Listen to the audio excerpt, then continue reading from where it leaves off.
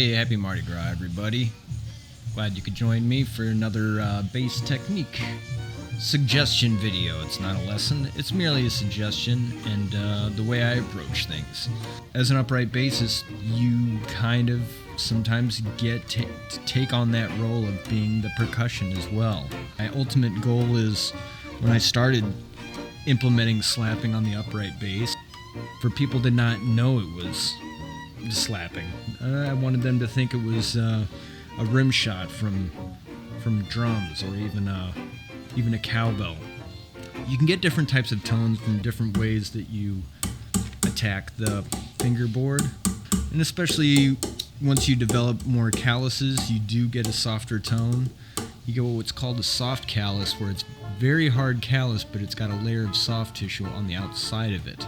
There's also muting a little bit with the left hand, which is an interesting technique, and that I learned from note duration. You have to be very conscious of short notes, long notes. People don't really think that the bass is that intricate. They think it's a very easy instrument, but when you break these different things down, it affects the rhythm immensely.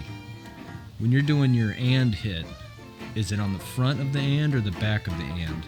Because that's going to differentiate between, let's say, Western swing and manouche jazz. These are different things to take into account when you're approaching whatever project you're with. I don't slap the same way with a jazz project than I do with a country group. What you're ultimately wanting to do is make the group sound better, make it sound fuller.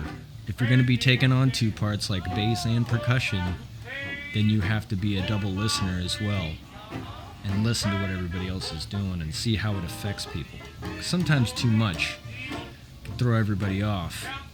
There's comfort in the space between the notes and between the different accents. You know, and like anything with music, you want to have fun at the same time. So when you're figuring this stuff out, it can be very frustrating. And one way that I enjoyed trying to keep the metronome aspect and the rhythm keeping aspect was to find like your favorite beat.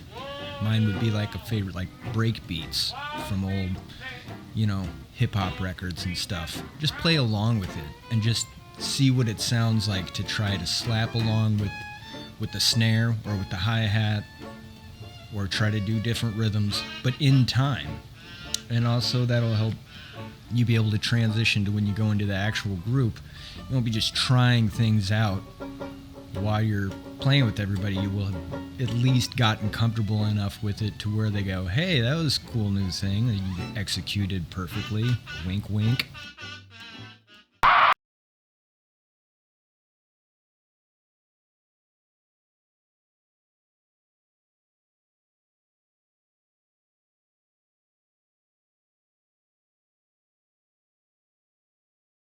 So I call this 4 on the floor. This is basically just every quarter note, and I pull it to an extent that it also gets to make what I would think would be a rim shot, snare hit, but it goes right in tow with the note. So basically it's just a driver. You're just driving.